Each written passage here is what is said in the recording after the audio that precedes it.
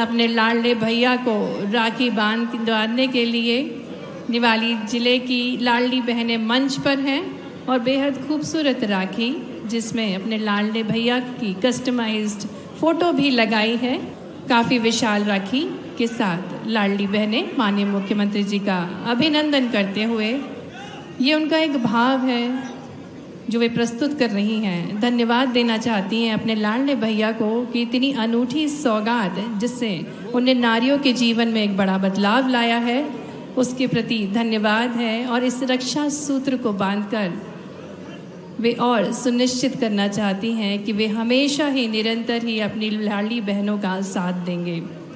बहुत बहुत धन्यवाद। सभी लाडली बहनों का अभिनंदन पत्र भी भेंट करती हुई लाडली बहनें अपने प्रिय मुख्यमंत्री जी को। मैंने एक योजना बनाई थी 2017 में, वो बनाई थी बेगा भारिया शहरिया बहनों के लिए जो बहुत गरीब थी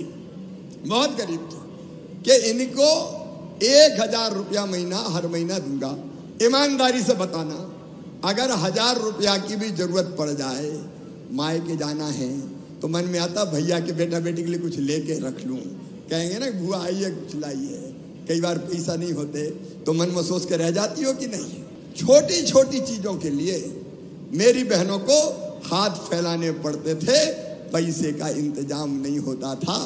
मेरी बहनें, कई बार गरीब बहनें, निम्न मध्यम वर्गीय परिवार की बहनें, वो महसूस करती थी कि हम मजबूर और इसलिए मैंने सोचा कि शिवराज हर महीना 1000 रुपया अगर बहनों के खाते में डल जाएगा तो बहनों की कई समस्याएं हल हो जाएगी।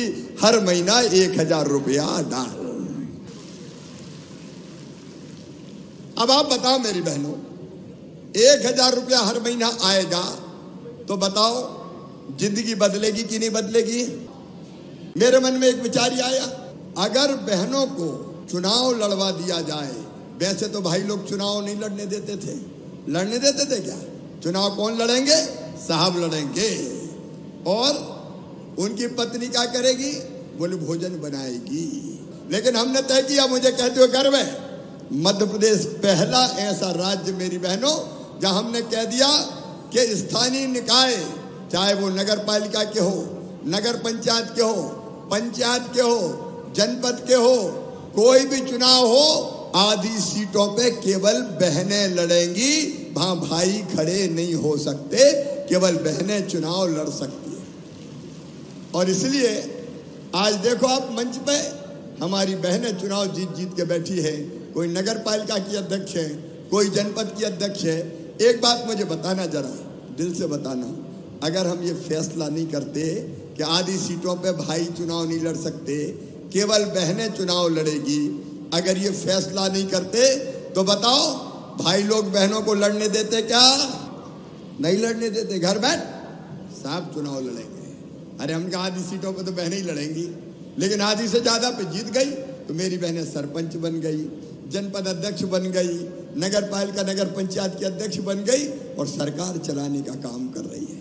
फिर एक काम और किया कि सरकारी नौकरी में भी, शिक्षक की नौकरी में 50% भर्ती केवल बेटियों की होगी, तो बेटियां पढ़ाने जा रही है। और इतना ही नहीं, पुलिस में भी तय किया कि 30% भर्ती बेटियों की करेंगे, तो पुलिस में भी 30% बेटियां पहुंच गई। ये पुलिस वाली बेटियां खड़ी हैं, अगर मामा नहीं होता तो ये भी नहीं बनती, भैया लोग बनता पुलिस में। मैंने एक नियम और बना दिया, अगर बहन के नाम मकान दुकान खेत खरीदोगे तो शुल्क कम लगेगा रजिस्ट्री का, केवल 1%, और भाई के नाम खरीदोगे तो 3% लगेगा। और इसका परिणाम क्या हुआ? कई भाई लोगों ने पैसा बचाने पत्नियों के नाम खरीदना शुरू कर दिया, तेरे नाम कर देते पैसा जा कम लगेगा रजिस्ट्री का।